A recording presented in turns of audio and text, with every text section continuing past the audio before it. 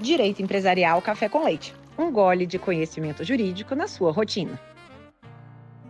Olá, eu sou Amanda Taide, professora da Universidade de Brasília, UNB, e advogada e parecerista no Pinheiro Neto Advogados. Sou mineira da UFMG, cruzeirense na origem, com passagem em São Paulo, no Largo São Francisco, USP, e candanga fluminense, UNB, de coração. Sou casada, mãe do Pedro, de 7 anos. Oi, meu nome é Pedro, eu gosto de Capitão Tsubasa e do meu malvado favorito 4, de futebol, muito e sou bem rápido. Do Lucas, de 6 anos. Lucas Ataíde, gosto de futebol, também gosto de ver TV, jogar videogame. E tutora do Farofa, nosso vira-lata e membro oficial da família. O Direito Empresarial Café com Leite é aquele podcast que te acompanha indo ou voltando do trabalho, tomando um café ou chá, ou até mesmo fazendo seus exercícios diários. Prepare então a sua xícara de café com leite ou chá e vem comigo para mais um gole de café com leite em Direito Empresarial. A nossa xícara de café com leite de Direito Empresarial de hoje vai tratar da dissertação de mestrado intitulada Regime Jurídico de Usufruto sobre Ações de Sociedade Anônima. E para isso a gente vai ter a alegria de contar com a participação, mais uma vez, da Júlia Lima Carmagnani aqui no nosso podcast. A Júlia é mestre e graduada em Direito pela Faculdade de Direito do Largo São Francisco e atua como advogada no escritório Yasbeck Advogados nas áreas de mercado de capitais e direito societário e foi assessora na presidência da CVM também. Então, Júlia, obrigada por ter aceitado o convite para participar mais uma vez aqui do nosso podcast e para tratar de um modo simples, curto e gostoso sobre o usufruto de ação nas sociedades anônimas. Oi, Amanda. Olha, eu que agradeço muito o seu convite para participar aqui do podcast. Como eu já falei da última vez que eu vim, eu adoro o seu podcast. Acho que é muito legal você conseguir tratar desses temas jurídicos que às vezes são complexos e são difíceis, né, de uma forma mais leve. E então sou super fã aqui do seu trabalho e estou muito feliz de estar aqui de volta.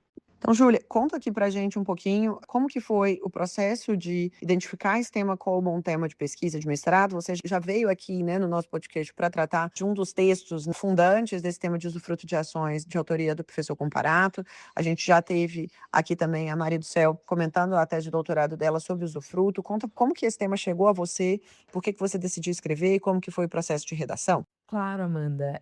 Então, de fato, já faz um tempinho já, né, que eu vim aqui no podcast para falar daquele texto do Comparato, que abordava um dos aspectos ali do usufruto, e foi inclusive um tema que eu abordei na dissertação. Mas para a escolha desse tema, na verdade, quando eu entrei no mestrado, uma das coisas que eram, assim, um direcionamento importante para mim na escolha do tema, foi de tentar pegar um tema que não havia muita coisa escrita na doutrina sobre, que não tivesse sido muito explorado, e um tema que tivesse bastante discussão jurídica. Então, um tema que desse para fazer construções jurídicas em cima e tudo. E a partir desse olhar, surgiu o usufruto como um ponto que de fato havia uma série de discussões jurídicas a respeito e que não era um tema muito explorado. A gente realmente, a Maria do Céu fez o doutorado, né, sobre isso. Foi um pouquinho antes de eu ter ingressado no mestrado. Na verdade, eu já estava no mestrado. O trabalho dela saiu enquanto eu estava no mestrado, então eu tenho o trabalho dela hoje em dia também como referência. E o Jorge também, que publicou o mestrado dele sobre esse tema e foi muito perto, ele defendeu o mestrado dele super perto do meu. Então, hoje em dia, a gente já tem alguns trabalhos jurídicos bem profundos sobre o tema, mas na época não tinha tanto. E mesmo hoje, né, eu acho que ainda tem muitas coisas aí para debater e acho que é interessante ter a visão, né, de 3 autores aí e vocês vão ver que tem vários pontos que cada um pensa um pouco de um jeito. Mas foi um pouco isso e o usufruto é um tema que ele é desafiador, assim, juridicamente, porque ele está previsto na lei das SA em poucos dispositivos, mas a lei das SA ela não traz uma disciplina para todos os problemas que surgem, então você acaba precisando recorrer à disciplina geral do Código Civil, do usufruto, e aí quando você tenta aplicar essa disciplina geral do Código Civil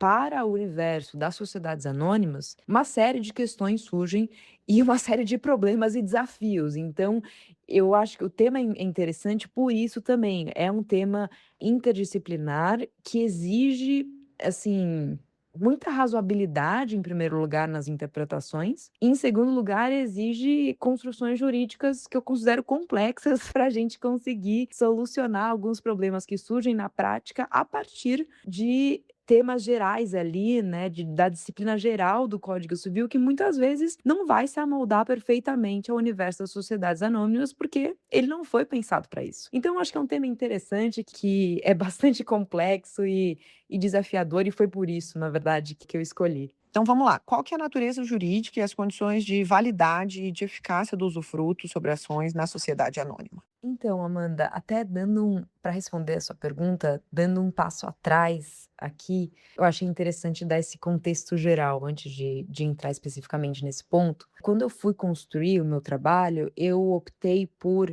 ter um capítulo que tratasse das condições de existência, validade e eficácia do contrato de usufruto, do negócio jurídico de constituição do usufruto. É uma abordagem que, se a gente for ver até as outras pessoas que escreveram sobre, elas não seguiram muito bem esse caminho, e eu explico por que que eu segui. Uma questão, assim, no usufruto acionário que sempre me despertou bastante curiosidade, foi um tema que eu achei difícil de resolver, é a questão da autonomia privada no usufruto acionário, ou seja, até que ponto que quando você constitui o usufruto, as partes ali podem negociar e de que forma que elas podem distribuir os direitos sociais que são inerentes às ações. Até qual que é o limite disso? Existe um limite? Qual que é ele? Eu sempre tive essa questão de fundo. E aí, para resolver essa questão de fundo, a forma que eu encontrei foi justamente tratar dos elementos de existência, validade e eficácia do negócio jurídico de constituição do usufruto, porque no final das contas, quando você constitui o usufruto sobre determinadas ações, você está celebrando um negócio jurídico, né, entre duas pessoas. E esse negócio jurídico, ele precisa observar a disciplina geral dos negócios jurídicos do Código Civil e precisa, então, contemplar os elementos de cada um dos planos ali do negócio jurídico para que ele seja considerado um negócio jurídico existente, válido, eficaz e, portanto, produza todos os seus efeitos jurídicos. E é importante tratar desses pontos porque, justamente no plano da existência e da validade, a gente tem a questão de quais são os elementos derrogáveis e inderrogáveis do Instituto. Os elementos inderrogáveis, eles precisam estar presentes naquele negócio jurídico celebrado pelas partes, para que o negócio jurídico exista e seja válido. Se não tiverem presentes esses elementos, o negócio jurídico, ele não pode ser considerado válido. Então, daí que eu consegui amarrar, de conseguir esse ponto, que eu acho que é um ponto importante quando você analisa o usufruto, qual que é a autonomia das partes. Então, a primeira coisa em relação à natureza, né, como eu disse, quando você constitui um usufruto, no final das contas, você está celebrando um negócio jurídico, né, entre aquelas partes. O contrato de usufruto, né, o negócio jurídico que é celebrado, ele não é em si ou sozinho, né, suficiente para que o usufruto se constitua, porque, no final das contas, o usufruto é um direito real, né, e os direitos reais, eles têm formas específicas de constituição. Você não constitui um direito real celebrando um contrato. Na verdade, você constitui ou pela tradição ou pelo registro. Então, do ponto de vista prático, o que acontece é, as partes celebram um negócio jurídico e o usufruto só nasce no momento em que ele é registrado, porque o usufruto, ele é um direito real, e aí que entra um pouco a questão do Código Civil. Ele é um direito real e, como qualquer direito real, ele precisa do registro para se constituir. Então, sobre a natureza jurídica, acho que esse que é um ponto importante de trazer. E sobre os planos, um aspecto que eu acho legal de ressaltar aqui, que é uma opinião minha sobre o usufruto e que não é uma opinião compartilhada por outras pessoas. Mas, enfim, como eu tô tentando trazer aqui os pontos que são interessantes, acho que vale comentar esse. Quando eu fui analisando, né, ali todos os elementos do contrato, em relação aos pontos que são derrogáveis e inderrogáveis, muitas pessoas, né, argumentam, tem diversos autores na doutrina sustentando que no usufruto, a conferir o direito ao dividendo, ao usufrutuário, seria um elemento essencial e inderrogável do Instituto.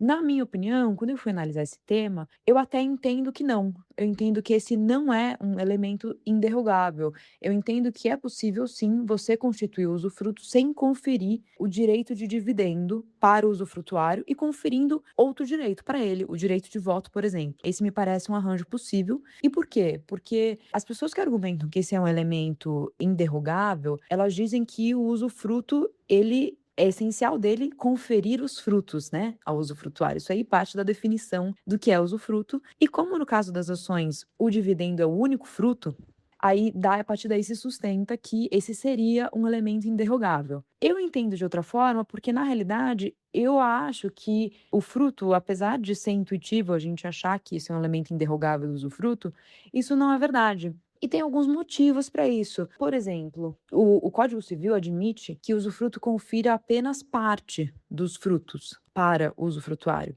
E, olhando sob essa perspectiva, isso já é sintomático de que se trata de um elemento que é derrogável, porque se eu puder conferir só parte dos frutos ali, eu poderia chegar numa situação extrema em que eu conferiria R$ 1 ou uma parte muito diminuta dos dividendos para o usufrutuário. Com isso, eu não estaria violando ali o elemento inderrogável, mas ao mesmo tempo você acaba preenchendo esse elemento só pela conferência de uma parte muito diminuta desses frutos. Então, eu acho que esse é um primeiro elemento a considerar. E um segundo elemento, que na verdade eu acho que é o principal, aqui é o argumento que parece mais convincente, é que no final das contas a doutrina admite que o usufruto no direito civil recai sobre uma série de bens e muitos deles que nem apresentam frutos. Então, por exemplo, o usufruto pode recair sobre um quadro. O quadro não tem um fruto, mas mesmo assim eu posso dar um quadro em usufruto para alguém. No final das contas, o que isso significa é que o que é essencial mesmo do usufruto não é exatamente o fruto,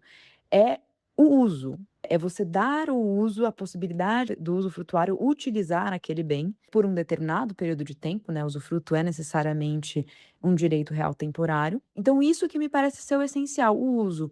E o uso é algo amplo, na verdade. O fruto, ele é um tipo de uso daquele bem, mas não é o único. O uso é algo maior e mais amplo. Então, e esse é um ponto que eu acho interessante, assim, no final das contas, me parece que é possível, sim, você, no usufruto, não conferir o direito aos dividendos ao usufrutuário, e isso não desnatura este instituto. Por outro lado, por exemplo, me parece que o dever de preservar a substância é um dever que é inderrogável nesse instituto, no usufruto. Então, no Código Civil tem uma série de normas ali que tratam do usufruto, e uma das características do usufruto é que você precisa devolver o bem ao proprietário uma vez que termine esse direito real. Esse direito real, ele é necessariamente por prazo determinado, porque caso contrário, se o usufruto pudesse ser por prazo indeterminado, ele acabaria se confundindo com a propriedade, porque você, se fosse por prazo indeterminado, você estaria, no final das contas, dando a propriedade daquele bem para o usufrutuário.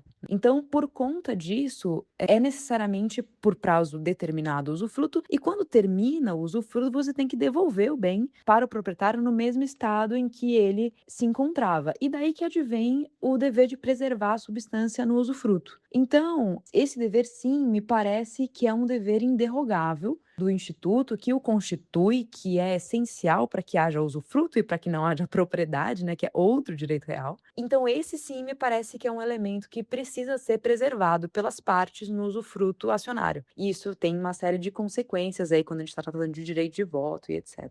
E como então que o usufruto acionário repercute sobre direitos societários, como voto, lucro, direito de preferência e responsabilidade contra administradores? Então, Amanda, usufruto em relação aos direitos sociais, ele é um instituto que acaba produzindo um efeito de, digamos assim, uma fragmentação, uma dissociação desses direitos sociais, porque, como regra, os direitos sociais são exercidos pelo acionista, né? Esse é o titular do direito de voto, direito de dividendo. Mas no usufruto a gente tem dois polos, a gente tem o usufrutuário e o no proprietário. E o ordenamento jurídico, ele confere uma margem de flexibilidade relativamente ampla com relação à distribuição desses direitos sociais em relação a esses dois polos. Então, para alguns desses direitos existe uma disciplina expressa na 6404 e para outros não. Para outros é necessário fazer um esforço interpretativo para entender como que essa distribuição deve se dar. Então, por exemplo, em relação ao lucro, eu já comentei um pouco antes. A 6404 tem uma disciplina ampla e me parece que é possível atribuí-lo tanto ao usufrutuário quanto ao no proprietário. As partes podem pactuar da forma que for mais conveniente para elas. Em relação ao direito de voto, também existe na 6404 uma disciplina expressa. Então, o artigo 114 trata desse assunto e diz basicamente que o direito de voto ele pode ser pactuado pelas partes ali do contrato de usufruto da forma como elas entenderem melhor. Então, isso significa que é possível atribuir o direito de voto apenas para o usufrutuário ou apenas para o no proprietário. Depende do arranjo ali entre as partes. A única limitação que elas precisam observar entre elas é a questão da preservação da substância, porque me parece, e a maioria da doutrina também sustenta nesse sentido, que esse é um requisito essencial do usufruto. Então, o direito de voto, ao ser exercido, ele não pode violar a substância das ações. E o que isso significa em termos concretos? Quando estão em jogo deliberações que alteram de forma significativa a natureza das ações, os direitos que são conferidos às ações, ou aspectos muito essenciais e centrais da sociedade, essas matérias elas estão sujeitas a um consenso ali entre as partes para que possam ser exercidas. Caso contrário, se você deixar isso só na mão do usufrutuário ou só na mão do no proprietário, você vai gerar uma destruição da substância e me parece que isso é um elemento inderrogável do instituto que precisa ser preservado. Então, do ponto de vista prático, o que acaba acontecendo que para determinadas matérias que são mais centrais, então por exemplo, operações societárias como incorporação, fusão, que alteram de forma muito significativa a natureza da companhia ou uma mudança de objeto social, as matérias, por exemplo, que sejam direito de recesso, são matérias que demandam que haja um consenso entre essas duas partes, ou ao menos que o contrato de usufruto seja bastante específico e trate e dê uma disciplina em relação a isso. Então, me parece que é legítimo que o contrato de usufruto preveja que, olha, essa matéria, embora ela viole a substância, ela pode ser deliberada pelo usufrutuário, exclusivamente, sem que seja necessário obter o consenso no proprietário. Mas aí, nesse caso, me parece que o contrato tem que ser bastante específico para preservar esse elemento inderrogável do instituto. E, obviamente, em qualquer caso, o direito de voto ele sempre tem que ser exercido no interesse da companhia. Então, seja pelo no proprietário ou seja pelo usufrutuário, sempre deve haver um controle em relação ao interesse da companhia, se ele está sendo ou não respeitado. Isso, inclusive, é um ponto interessante, porque ele se liga com aquilo que a gente estava comentando mais cedo em relação a você poder atribuir o direito de voto no proprietário sem o direito econômico subjacente. Isso, como eu comentei, ele gera uma certa desalinhamento de interesses entre o usufrutuário e a companhia, porque ele não tem o direito econômico, mas, por outro lado, sempre deve haver o controle em relação ao exercício do direito de voto no interesse social. Então, me parece que isso também é um elemento que mitiga um pouco esse desalinhamento. Então, em relação ao direito de voto, é um pouco isso, assim, que eu acho que é a melhor interpretação. Para outros direitos, por exemplo, você comentou da ação de responsabilidade contra os administradores. Nesse caso, a 6404 não trata da situação do usufruto. Então, não existe uma disciplina em relação a qual que é a legitimidade do usufrutuário para ingressar com uma ação no caso do usufruto. Porém, na minha visão, e também a gente tem outros autores que compartilham desse mesmo entendimento, como no final das contas o usufrutuário acaba ficando por poder exercer potencialmente, né, direito de voto e por poder receber dividendos, ele acaba ficando numa posição quase de acionista mesmo. Os interesses dele são diretamente afetados ali, porque dependendo do arranjo que é celebrado, o usufrutuário pode receber dividendos e pode votar na assembleia e acaba ficando ali de fato como um quase acionista. É uma posição bem sui generis. Então, me parece que em razão dessa posição dele, esses outros direitos sociais, ainda que não estejam expressamente, a legitimidade dele para exercer não esteja expressamente prevista na 6404, me parece que, dependendo do arranjo ali, é necessário reconhecer. Então, assim, acho que esse exemplo da responsabilidade dos administradores é um bom exemplo, porque essa é uma ação que, no final das contas, ela aproveita os acionistas, e por isso que existe a possibilidade de, em determinados casos, o acionista ingressar com a ação de responsabilidade contra os administradores. E em razão de todos esses interesses que o usufrutuário apresenta, me parece que também deve-se reconhecer a legitimidade dele para esse tipo de ação. Então, é muito caso a caso também a interpretação com relação a esses outros direitos sociais, mas é um pouco esse, assim, o panorama em relação a esses pontos. Segura só um pouquinho que eu já volto para nossa conversa. Se você está aqui ouvindo o nosso podcast Direito Empresarial Café com Leite, é porque esse tema já faz parte da sua vida.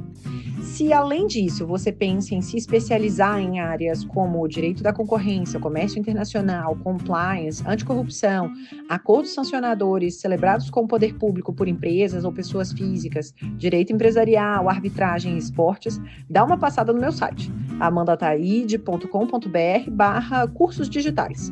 Lá você encontra curso de pós-graduação e outros mini-cursos, todos pensados com muito cuidado para dar aquele empurrão estratégico na sua carreira. Pronto, eu já peguei uma nova xícara de café com leite e agora vamos voltar para a nossa conversa com o convidado? E como que devem ser solucionados, na sua visão, os eventuais conflitos entre o usufrutuário e o proprietário quanto ao exercício dos direitos sociais? Então, Amanda, em relação aos eventuais conflitos que possam surgir entre o usufrutuário e o proprietário, me parece que, de modo geral, esse tipo de conflito deve ser solucionado entre as partes e na forma de resolução de conflito que esteja prevista no contrato de usufruto. Então, num caso extremo, se as partes não chegarem ali num acordo, que o assunto seja levado ao judiciário ou à arbitragem, se houver cláusula arbitral no contrato. E eu digo isso porque esse tipo de questão que pode surgir entre o usufrutuário e o proprietário, de modo geral, é necessário que haja um cuidado para que isso não contamine a própria sociedade e o andamento da sociedade, das deliberações da sociedade, porque no final das contas se trata de uma questão entre partes. Então, vou te dar um exemplo, essa questão da violação da substância. Caso se entenda que o usufrutuário exerceu o direito de voto, mas não poderia porque o direito de voto nessa situação viola a substância, vamos pegar esse caso. Não me parece que isso seja algo que contamine o voto no sentido de poder gerar, eventualmente, se o voto for determinante, uma anulabilidade daquela deliberação. Não acho que isso é um elemento, ele não preenche os elementos que são necessários para que um voto não seja válido. Porém, isso constitui um ato ilícito, a violação da substância, a violação de um dever, e com isso pode haver uma ação para apuração de indenização entre as partes. Então, esse é um exemplo que eu acho que ele é bem ilustrativo. Então, no caso da violação da substância, me parece que a resolução ali da questão é muito mais para a linha de uma perdas e danos e de uma solução entre as partes do que algo que contamine a sociedade. E, por outro lado, é claro que o usufruto, ele é um direito real e, como direito real, ele produz os efeitos dos direitos reais, ou seja, ele é oponível erga omnes. Onde que eu acho que isso tem uma implicação interessante? Por exemplo, se a gente for analisar o dever do presidente da mesa de computar votos que estão em acordo ou em desacordo com o contrato de usufruto. Como o usufruto ele tem essa característica de ser oponível erga omnes, me parece que se o contrato, que deve ser averbado, né, e deve ser registrado na sociedade sempre, para que ele nasça, se esse contrato previr que numa determinada matéria quem vota é ou não proprietário, e quem votou naquele caso foi o usufrutuário, cabe ao presidente da mesa impedir o voto. Então, assim, também de novo, tem muito de caso a caso aqui, mas esse que eu entendo que é a regra geral para resolução de conflitos entre as partes. E aí, para a gente ir caminhando para o final, quais que são, então, as principais controvérsias práticas e dogmáticas do usufruto de ações e por que que esse instituto tem relevância, né, no âmbito societário e patrimonial, no dia a dia das empresas e dos investidores? Olha, em relação às controvérsias práticas, a aplicação prática do instituto, ele é um instituto que permite, como eu comentei antes, essa dissociação entre o direito econômico e o direito de voto, né, entre duas partes ali, algo que é uma grande exceção na 6404, né? A regra é o acionista que deve exercer os direitos sociais e no usufruto existe essa dissociação. Então, acho que por si só já é um instituto que gera um efeito que é bastante interessante, que pode ser utilizado em vários contextos. E na prática, o que acaba acontecendo é que o usufruto é muito usado no contexto de planejamento sucessório. Então, para fins tributários, se prefere doar as ações em vida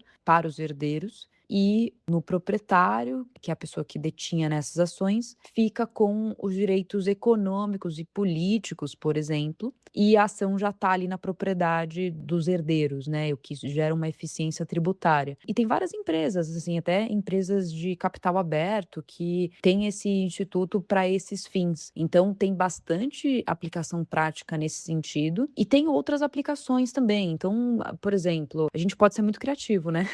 A gente sempre pode ser muito criativo no direito. Então, coisas que eu penso, eventualmente o usufruto pode ser utilizado em reestruturação societária para antecipar determinados efeitos. Teve um caso prático em que já foi utilizado nesse contexto, ou pode até ser usado no contexto de dívida, por exemplo. Se você tem um determinado credor, você pode constituir o usufruto das ações em relação em favor desse credor, de modo que o credor receba o direito de dividendos e com isso se abate o valor da dívida. Por exemplo, é uma outra forma de você aplicar o instituto. Então, tem algumas aplicações práticas aí interessantes. E em relação às controvérsias, a gente já tratou algumas aqui, né? Então, essa questão de qual que é o limite do exercício do voto em razão da necessidade de preservação da substância é um ponto de relevância prática bem importante. Então, já teve julgado que apreciou esse tema, a gente já teve casos até no escritório que houve consulta sobre isso. E outro ponto, por exemplo, a gente já teve um processo sancionador na CVM que abordou isso, que é o tema do impedimento de voto. A questão é, quando a gente tem esse arranjo, se eu tiver, por exemplo, uma questão de impedimento de voto do proprietário, mas o direito de voto tivesse sido exercido pelo usufrutuário, se isso é ou não legítimo, ou seja, se o impedimento de voto no proprietário contaminaria o usufrutuário. Vamos pensar, por exemplo, esse caso específico era isso que tinha acontecido. No proprietário, ele é administrador da companhia, então ele não pode votar na aprovação das próprias contas. O usufrutuário pode votar nessa situação? O que se decidiu nesse precedente da CVM é que sim, a princípio, o usufrutuário poderia votar, porque são duas pessoas ali diferentes e o usufruto é suficiente para afastar esse impedimento de voto, digamos assim. Porém, claro que existe ali sempre o caso a caso. Se ficar comprovado que esse arranjo ele foi celebrado para driblar o impedimento de voto, aí nesse caso deve-se reconhecer que o usufrutuário não poderia exercer o voto. Até foi o caso do precedente. O colegiado naquele caso entendeu que o usufruto tinha sido constituído, se eu não me engano, bem pouco antes da deliberação e havia um vínculo ali entre o usufrutuário e o proprietário. Então, por conta de todo esse contexto, se entendeu que deveria se reconhecer um impedimento de voto nessa situação. Então, por exemplo, esse é um tipo de situação que também já surgiu, inclusive, em precedente da CVM. E agora uma pergunta específica dessa nova temporada para a gente poder aproveitar esse contexto de Copa do Mundo. Conta para a gente, então, um esporte que você tem afinidade, e se você não tem afinidade, que você já teve afinidade na infância ou algum esporte que você goste de acompanhar na TV. Conta um pouquinho aí dos seus gostos esportivos, para a gente te conhecer um pouquinho mais aqui, na pessoa física também. Adorei, Amanda, a pergunta da temática da temporada. Olha, eu vou te confessar que eu não sou a pessoa mais habilidosa para esportes coletivos. Eu não sou muito boa, então, apesar de me exercitar, eu não jogo muito esportes coletivos, não tem nenhum que eu goste muito. Mas eu gosto muito de acompanhar futebol pela televisão. Isso foi até um gosto que eu ganhei mais recentemente. Eu confesso que eu achava bem chato de acompanhar os jogos e tal, mas o meu marido é fanático, adora futebol, e agora a gente acompanha bastante. Foi algo que eu peguei muito gosto, assim. Acho que é um esporte muito bonito, os lances são muito legais e interessantes. E para além disso, eu acho que o futebol é bacana porque ele ensina, primeiro que assim, o futebol ele nos proporciona algumas emoções que são muito legais, né? Tem realmente alguns jogos, não vai ser todo jogo, mas tem alguns jogos que ficam para nossa memória e que é uma emoção muito forte. Então, a gente teve ano passado um jogo que foi muito bacana. A gente é palmeirense em casa, então eu me lembro muito bem desse jogo. Foi na Libertadores contra a LDU e foi muito emocionante, foi muito legal. Então, acho que tem essa parte. E acho também que o futebol, é uma coisa que eu observo e que eu aprendi bastante com o futebol, é que ele nos ensina algumas coisas, né, então valores que eu considero importantes, assim, para a vida, eu vejo na prática no futebol e é gostoso ver, assim. Então, acho que a questão da determinação, da garra, né, você vê ali os jogadores empenhados e eles são a prova viva de que na vida você precisa ter garra, né, você precisa ter garra, você precisa correr atrás das coisas e tal, então acho isso muito bacana. E outra coisa que eu acho que o futebol ilustra bem e que eu também acho um valor muito importante, é essa questão da humildade. Não que os jogadores sejam humildes, né, mas vou explicar. Os jogadores do Palmeiras, uma coisa que eu acho muito legal, assim, neles, se vocês forem acompanhar as entrevistas, a gente sempre consegue perceber isso, pelo menos em entrevistas que eu assisto, é que eles são pessoas muito ponderadas, assim. Então, no final dos jogos, ainda que tenha ganhado e tudo, ele não sai cantando vitória, ele não sai porque no final das contas a gente sabe que a roda gira, né, às vezes você ganhou, no outro dia você perdeu, e o cara é sempre humilde e valoriza o trabalho e não vai ficar se achando, e isso eu acho muito bacana, assim, e é um outro valor que eu vejo muito, assim, no futebol, de você ter a cabeça fria, assim, né, no sentido de não se animar excessivamente com as suas vitórias e também não se abater tanto com as suas derrotas. Você precisa ter um certo equilíbrio emocional para passar pela vida melhor, né. Então eu gosto muito e acho que, para além de ser um esporte bonito, interessante, legal de assistir, é um esporte que ensina pra gente várias coisas, então eu sou super fã. A nossa xícara de café com leite de direito empresarial de hoje chegou, então, ao fim. Agora eu quero saber de você.